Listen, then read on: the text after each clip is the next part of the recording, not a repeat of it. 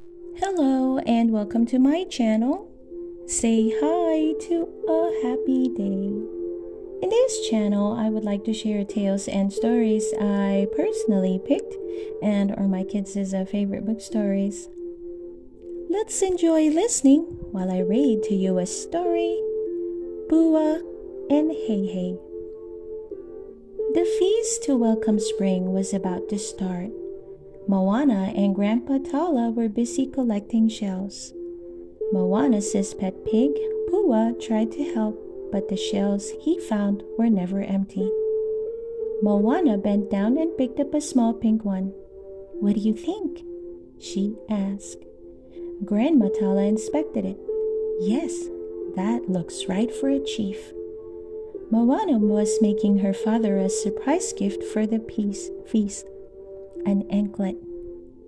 Moana strung the shell into the anklet and held it up proudly. "Done," she said. "Now I can give it to him right at the start of the feast." Just then, Hei Hei, the village rooster, ran by them wearing part of the coconut on his head. "Silly Hei Hei," Moana said, removing the coconut. In the village, preparations for the feast had begun.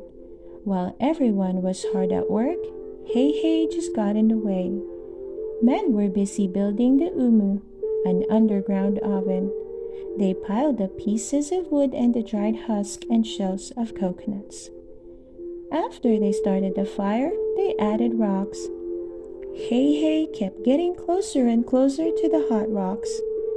"You'll set yourself on fire, you silly bird," one of the men yelled, chasing him away.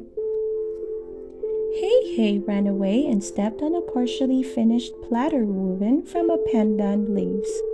His tiny foot got trapped, but he didn't even notice as he dragged a large platter behind him.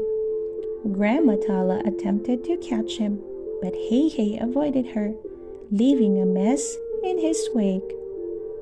Moana and Grandma Tala stopped when they saw Chief Tui approaching. Grandma Tala immediately stepped on Hei Hei's platter to hold it and the rooster in place. Moana quickly hid the anklet inside her belt, hoping her father wouldn't notice. "I just wanted to see how everything was going," Chief Tui said.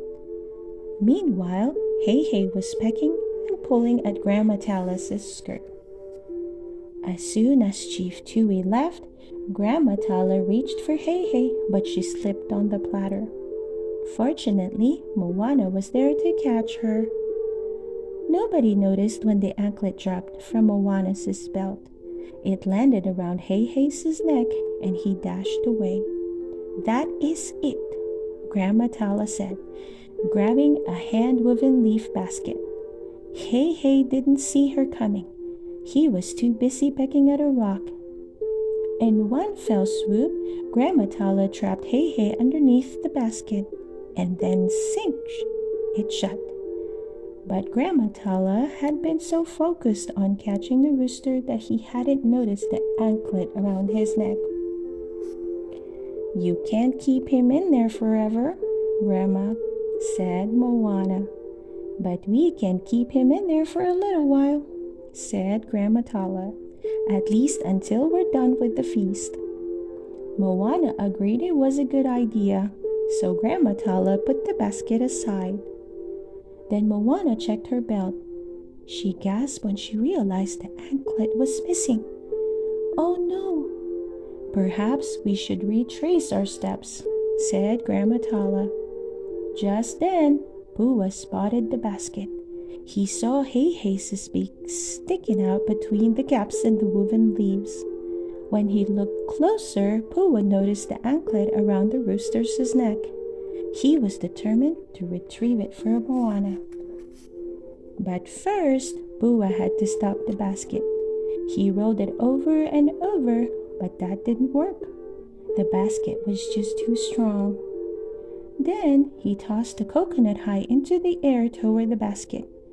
But all that did was knock the basket over. Next, Pua put the basket on top of a stick. Then he backed up and took a running start. Pua jumped onto the stick, and the basket went flying through the air.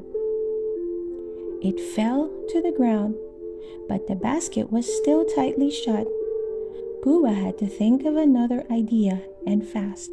He had to get the anklet to Moana in time for the feast.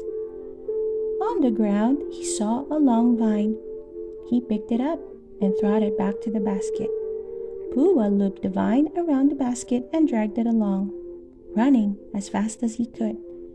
Hei Hei's legs slipped out and he ran to keep up.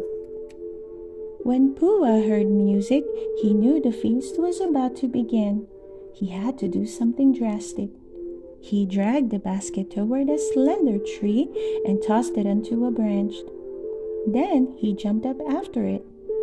When Pua bounced on the branch, Hei Hei's basket flew into the air and then back down to the branch again. The higher Pua bounced, the higher the basket flew. Finally, Pua bounced so high that the branch flung the basket straight into him. The two animals soared through the air. Pua and Hei Hei squealed and clucked. When they hit the ground, the basket finally opened. Pua was thrilled. He could get the anklet to Moana. But the force of the fall caused them to roll and roll and roll into a large fishing net. Though the feast had started, Pua and Hei Hei rolled right up to Moana. Moana untangled them and gasped when she saw the anklet around Pua's snout. "You found it," she said, giving him a big hug. Later that evening, Moana gave Chief Tui the anklet, and he proudly put it on. "I love it," he said. As Moana and Father hugged, Pua heard a strange sound.